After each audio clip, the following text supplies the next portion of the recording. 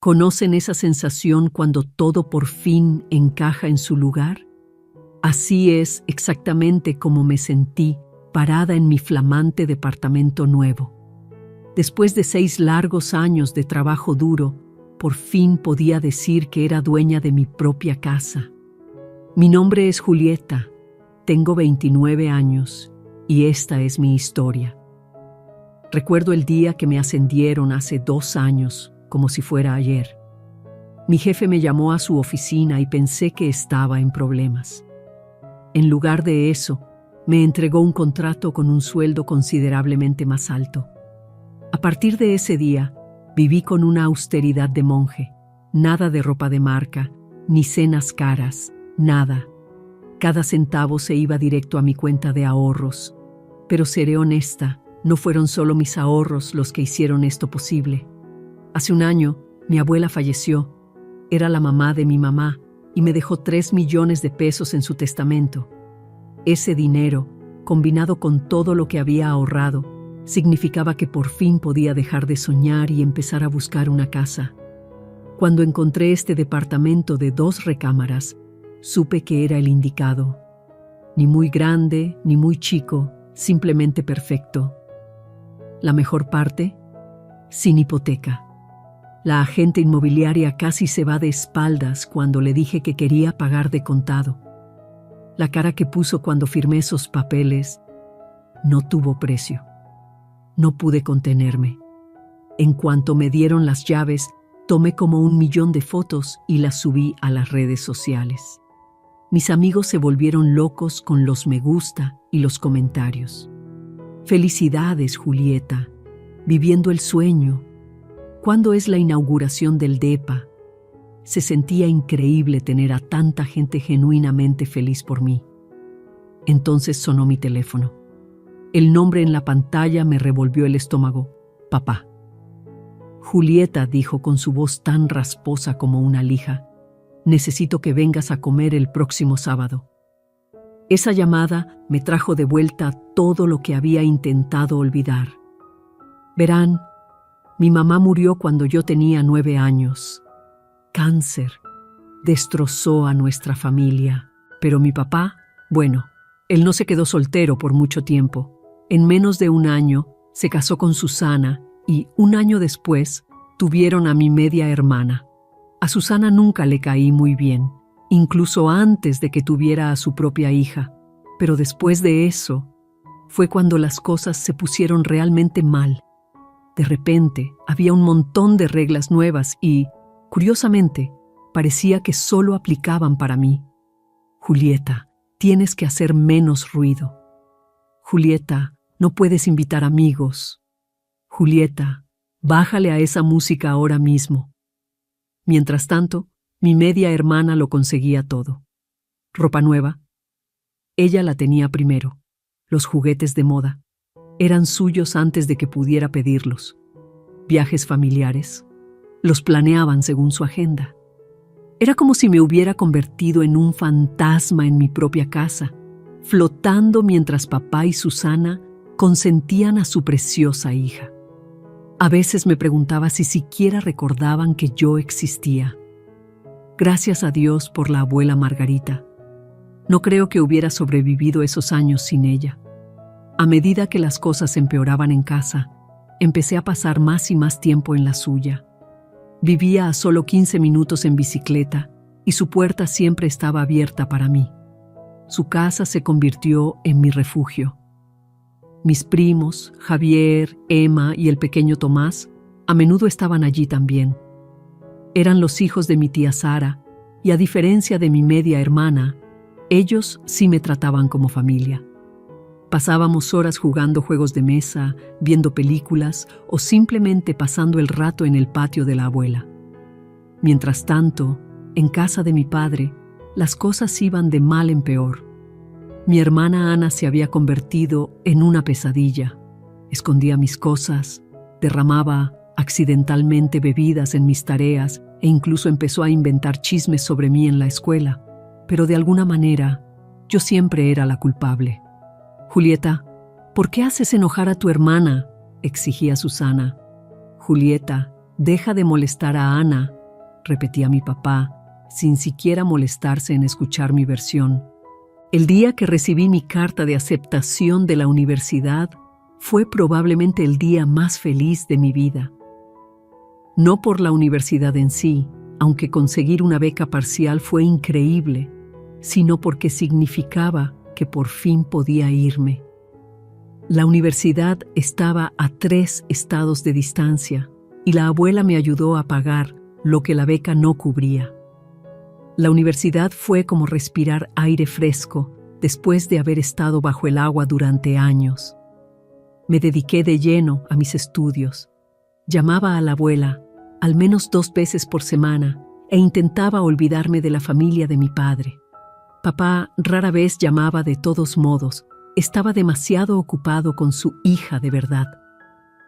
Cuando lo hacía, nuestras conversaciones eran cortas y superficiales. Después de graduarme, tuve que volver a mi estado natal. Tenía una oferta de trabajo de constructora Thompson y Mills y era demasiado buena para dejarla pasar. Supuse que me quedaría con papá y Susana hasta que encontrara mi propio lugar, pero Susana rápidamente descartó esa idea. «Ah, le dimos tu cuarto a Ana», dijo con falsa compasión cuando llamé. «Necesita más espacio para sus cosas, ya sabes. ¿Entiendes? ¿Verdad?» Papá no dijo una palabra para defenderme, ni una sola palabra. Afortunadamente, la abuela me recibió con los brazos abiertos. Me quedé con ella mientras empezaba mi nuevo trabajo y después de unos meses ya había ahorrado lo suficiente para rentar mi propio departamentito. No era mucho, pero era mío. Luego, hace un año, la abuela falleció. Fue repentino, un derrame cerebral mientras dormía. Les dejó su casa a mis primos, lo cual tenía sentido ya que vivían más cerca y siempre habían ayudado a mantenerla.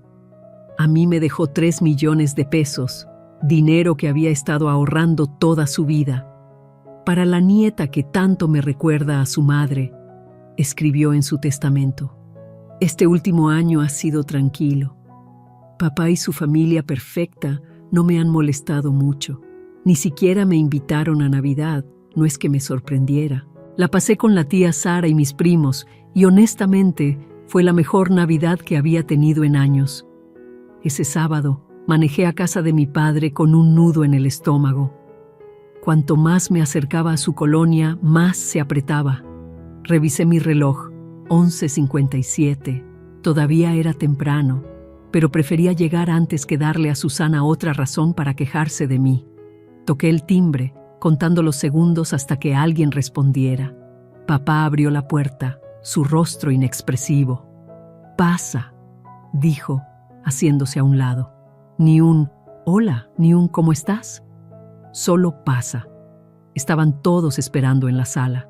Susana, posada en su sillón favorito como una reina en su trono, y Ana, desparramada en el sofá, tecleando en su celular.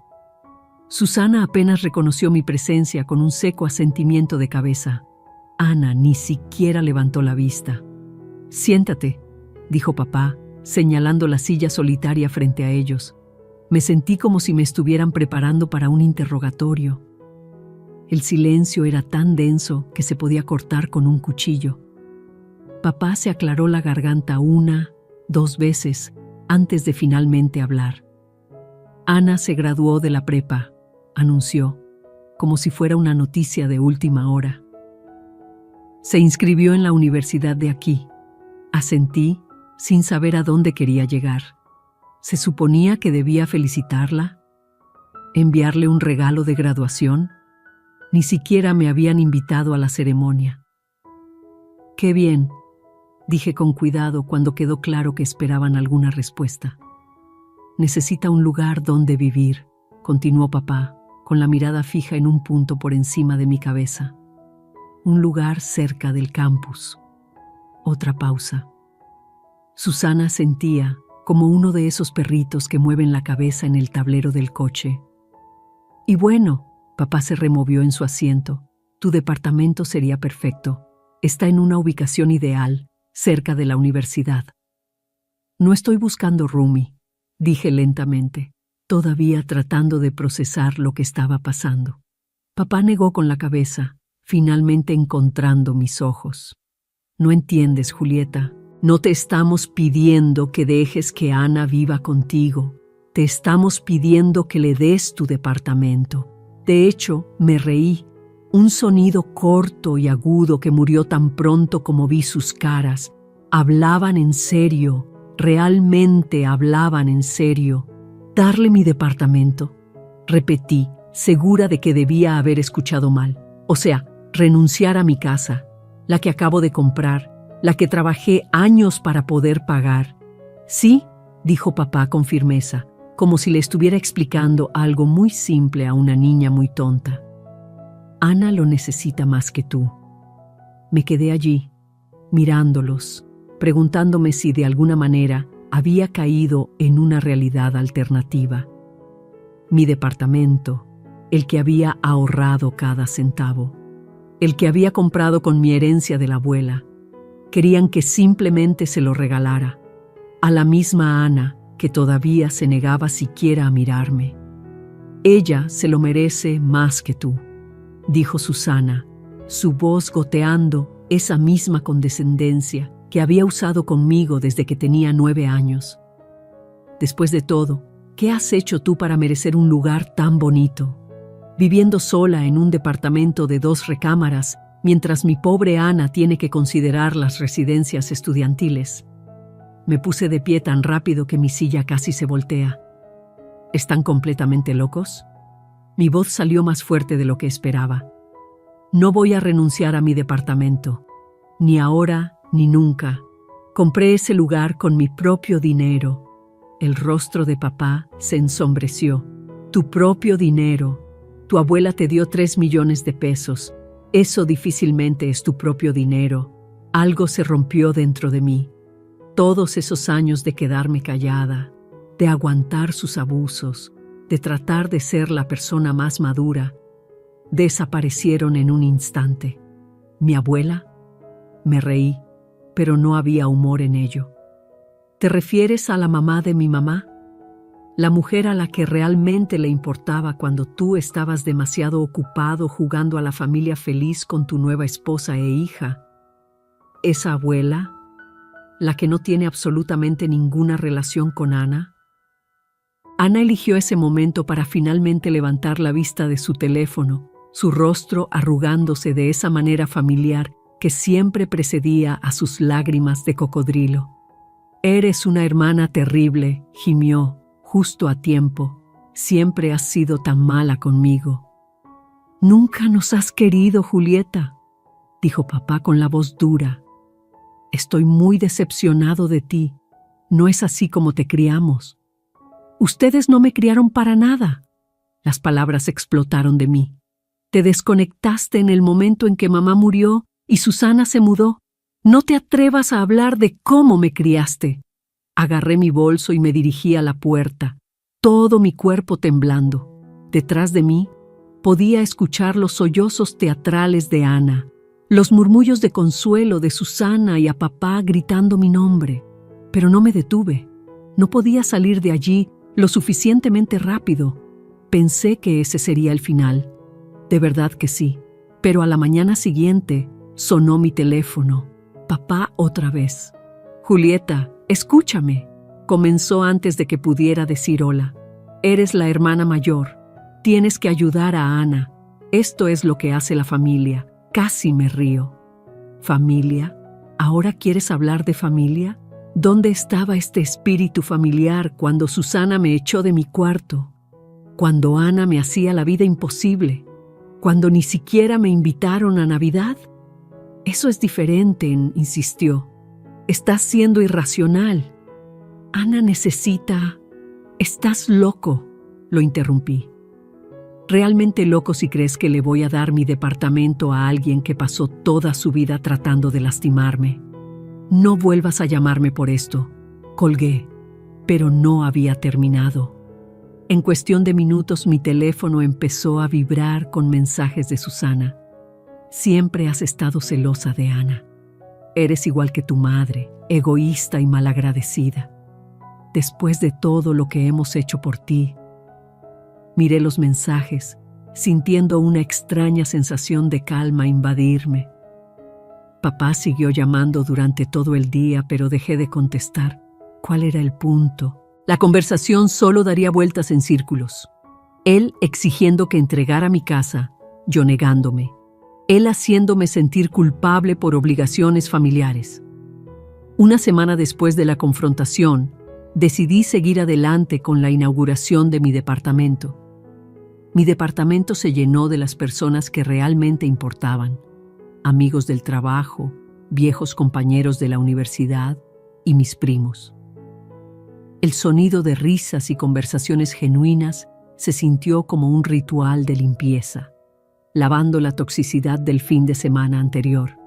¡Julieta!, gritó Emma desde la cocina. ¡Nos estamos quedando sin hielo! Iba hacia el congelador cuando mi primo Javier me agarró del brazo. Su rostro estaba serio, algo inusual en él, ya que normalmente es el payaso de la familia. «Oye, necesito enseñarte algo», dijo en voz baja, guiándome hacia el pasillo. «Quizá quieras sentarte para esto». Me senté en el borde de mi nuevo otomano, mientras Javier sacaba su teléfono. Dudó un momento y luego me lo entregó. «Estuve en la cantina de Lorenzo anoche con unos amigos», explicó. «Mira a quién viene el reservado del fondo». La primera foto hizo que mi corazón se detuviera. Allí estaba Susana, mi madrastra, sentada en un reservado de restaurante con poca luz. Pero no estaba sola. Un hombre que nunca había visto tenía su brazo alrededor de ella y se estaban besando. No un beso amistoso, sino el tipo de beso que no deja dudas sobre la naturaleza de una relación. Siguieron más fotos. Susana riendo, su mano en el pecho del hombre, el hombre dándole un bocado de postre, sus dedos entrelazados sobre la mesa. Se veían cómodos juntos, íntimos, como amantes que habían hecho esto 1000 veces antes. No podía creer lo que estaba viendo. Javier continuó. «Sé que no debería haber tomado fotos, pero mándamelas». Lo interrumpí, mi voz apenas un susurro. «Por favor». Después de que la fiesta terminó y mi último invitado se fue, me senté en la oscuridad de mi sala, mirando las fotos que Javier me había enviado. ¿Quién era este hombre? Necesitaba saberlo. No tardé mucho en encontrarlo. Susana no era exactamente sutil. Estaba allí mismo, en su lista de amigos de Facebook, Roberto Mireles. Hice clic en su perfil y sentí que mi mundo se tambaleaba. Roberto Mireles había estado trabajando en Seguros del Río durante 20 años. La misma compañía donde trabajaba Susana. La misma compañía en la que había estado desde antes de casarse con mi padre. Revisé sus fotos, retrocediendo años. Había picnics de la empresa, fiestas de oficina, celebraciones navideñas, y en muchas de ellas allí estaba ella. A veces solo en el fondo, a veces parcialmente fuera de cuadro, pero la reconocí. 20 años de fotos que mostraban una relación que claramente iba mucho más allá de la cortesía profesional. Una foto de hace 15 años me llamó la atención. Una mujer con un vestido rojo, con el rostro apartado de la cámara, sentada en una banca de un parque con Roberto. El pie de foto decía: «Tarde de domingo perfecta». El cabello de la mujer, su postura, su vestido rojo favorito que todavía tenía en su closet, era Susana. 3 años después de su matrimonio con mi padre, abrí otra pestaña y busqué fotos más recientes de Roberto Mireles. Cuando su rostro llenó mi pantalla, algo más me golpeó como un golpe físico. Esos ojos, esa nariz, la forma en que su boca se curvaba ligeramente en las comisuras, incluso cuando no estaba sonriendo realmente. Busqué una foto reciente de Ana en mi teléfono y la puse al lado de la pantalla. El parecido era innegable. ¿Cómo no lo había visto antes? Ana no se parecía en nada a mi padre. Nunca lo había hecho, pero era prácticamente una copia al carbón de Roberto Mireles. La verdad me quemaba en el bolsillo. Durante 2 días anduve como en un trance, cargando con el peso de lo que había descubierto. Cada vez que miraba las fotos, se me revolvía el estómago. 20 años de engaño y mi padre, completamente ciego a todo. Cuando su número volvió a aparecer en la pantalla de mi teléfono, casi no contesto. Pero algo me hizo levantar el auricular. Julieta. Su voz era severa, autoritaria, la voz que usaba cuando creía que estaba siendo un padre. Necesitamos tener una conversación seria. Ven a la casa ahora. Consideré decírselo todo en ese momento, soltar la verdad sobre el romance de 2 décadas de su esposa, sobre el verdadero padre de Ana. Pero un instinto me dijo que esperara. Estaré allí en 20 minutos, dije en su lugar. Estaban esperando en la sala, solo papá y Susana esta vez. Siéntate, Julieta, ordenó papá y obedecí, interpretando a la hija obediente una última vez. No perdió el tiempo en formalidades. Tu comportamiento ha sido decepcionante, comenzó, caminando de un lado a otro frente a la chimenea. Este egoísmo, esta negativa a ayudar a tu hermana, se acaba ahora. Observé a Susana asentir y se me revolvió el estómago. La audacia de esta mujer, exigiéndome que le diera mi departamento a su hija ilegítima.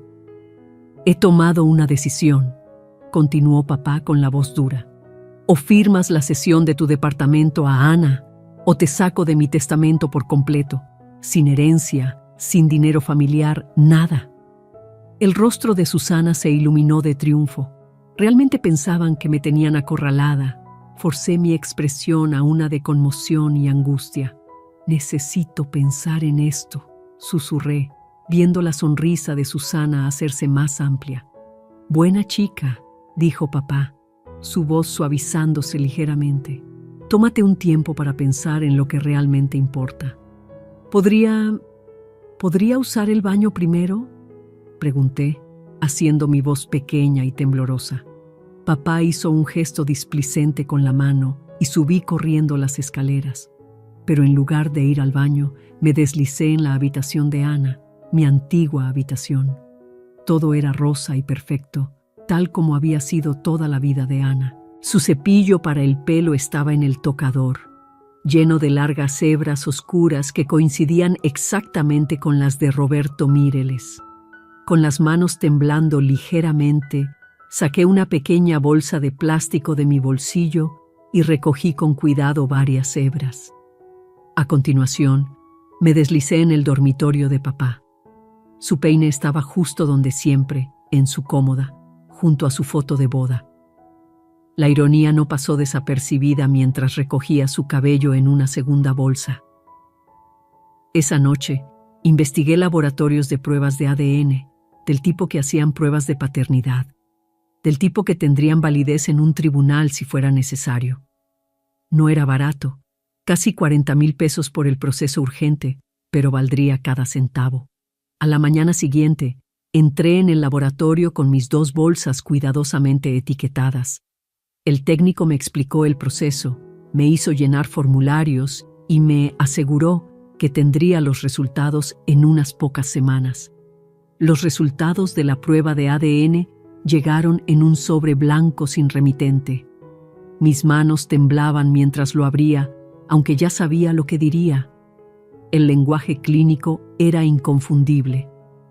El presunto padre queda excluido como padre biológico del niño sometido a prueba. La probabilidad de paternidad es del 0%.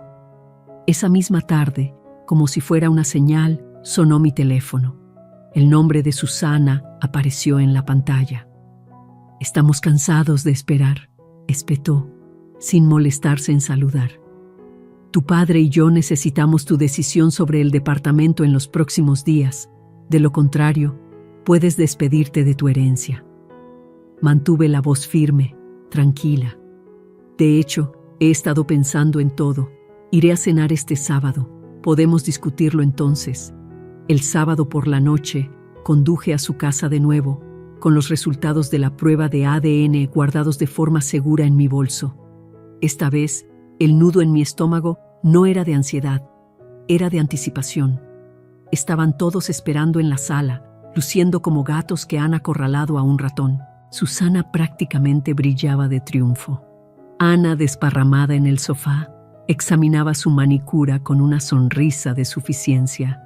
Papá estaba de pie junto a la chimenea, tratando de parecer severo, pero apenas conteniendo su satisfacción. Finalmente, arrastró las palabras Ana. Te tardaste lo suficiente en tomar la decisión correcta. Papá se adelantó, poniendo una mano en mi hombro. Me alegra que hayas cambiado de opinión, Julieta. De esto se trata la familia, de ayudarse mutuamente. Me quité su mano de un manotazo. No he cambiado de opinión. No voy a renunciar a mi departamento. Ni ahora, ni nunca. Mocosa egoísta. El rostro de papá se puso rojo. Eso es todo. Estás fuera del testamento. Todo va para Ana, mi hija de verdad, la que realmente entiende la lealtad familiar. No pude evitarlo, me reí. El sonido resonó por la habitación, haciendo que todos me miraran como si hubiera perdido la cabeza. ¿Tu hija de verdad? Metí la mano en mi bolso. Qué interesante, papá, porque tengo algo que necesitas ver. Saqué el sobre y se lo tendí. Él lo arrebató, mirándome con furia mientras sacaba los papeles. Léelo, dije en voz baja. Léelo en voz alta. Comenzó a leer, su voz competente al principio. Informe de prueba de relación por ADN. Luego su rostro comenzó a cambiar. El color se le fue de las mejillas cuando llegó a la línea crucial. El papel temblaba en sus manos. Susana hizo un sonido como si le hubieran dado un puñetazo en el estómago. Esto es mentira, gritó, su rostro contorsionado por el pánico. Falsificó estos documentos. Está tratando de ponerte en mi contra, en nuestra contra. Tengo más pruebas, dije en voz baja, sacando mi teléfono mientras Susana seguía gritando sobre la falsificación. Mis dedos temblaron ligeramente mientras buscaba las fotos que Javier había tomado. Miren. La habitación se quedó en silencio mientras sostenía la pantalla. Allí estaba Susana, en un abrazo íntimo con Roberto Mireles. La marca de tiempo mostraba que era de la semana pasada. Susana se derrumbó en el sofá, su máscara de superioridad finalmente rota. David, por favor, puedo explicarlo. ¿Explicar?, rugió, haciéndonos saltar a todos. ¿Explicar qué? ¿Cuánto tiempo? 20 años, susurró ella, con lágrimas corriendo por su rostro. Él es mi colega en Seguros del Río. Ana, ella es. Roberto es su padre. El silencio que siguió fue ensordecedor. Vi cómo el mundo de mi padre se derrumbaba en tiempo real, 20 años de mentiras estrellándose a su alrededor. Sin otra palabra, recogí mi bolso y salí, dejándolos con su propio infierno. La semana siguiente pasó en un suspiro. Fui a trabajar, volví a casa, traté de procesar todo lo que había sucedido. Me llegó el chisme de que Susana y Ana se habían mudado, que papá había contratado al mejor abogado de divorcios de la ciudad, que el escándalo se había extendido por su círculo social como la pólvora. Cuando el número de papá apareció en mi teléfono una semana después, casi no contesto. Pero algo en mí, quizá curiosidad, quizá esperanza, me hizo levantar el auricular. ¿Podemos vernos? Su voz sonaba áspera, cansada. Café en el portal. Lo encontré en una mesa de la esquina, mirando una taza de café fría. Parecía que había envejecido 10 años en una semana, sin afeitar, con los hombros caídos, el anillo de bodas notablemente ausente. Presenté la demanda de divorcio, dijo sin preámbulos. Susana y Ana se han ido. Les dije que se largaran de mi casa. También suspendí los pagos de la universidad de Ana. ¿Por qué debería pagar por la hija de otro hombre? Me senté en silencio, revolviendo mi latte, esperando. Julieta. Su voz se quebró. He sido un padre terrible para ti. Sí, acepté con calma. Lo has sido. Todos estos años favorecí a Ana sobre ti. Dejé que Susana te tratara como una extraña en tu propia casa. No te protegí, No te apoyé, te fallé en todas las formas posibles. Lo hiciste, dije, y nunca te habrías dado cuenta si no hubieras descubierto lo de Ana. Si ella hubiera sido tu hija biológica, habrías seguido tratándome como una ciudadana de segunda clase. Me habrías quitado mi departamento y se lo habrías dado a ella sin pensarlo 2 veces. Se estremeció ante mis palabras, pero no las negó. Por favor, susurró, extendiendo la mano sobre la mesa. Retiré mi mano antes de que pudiera tocarla. Por favor, dame la oportunidad de arreglarlo. Déjame intentar ser el padre que merecías desde el principio. Eso fue hace 3 meses. Nos vemos a veces ahora. Café, almuerzo, conversaciones cuidadosas sobre temas seguros.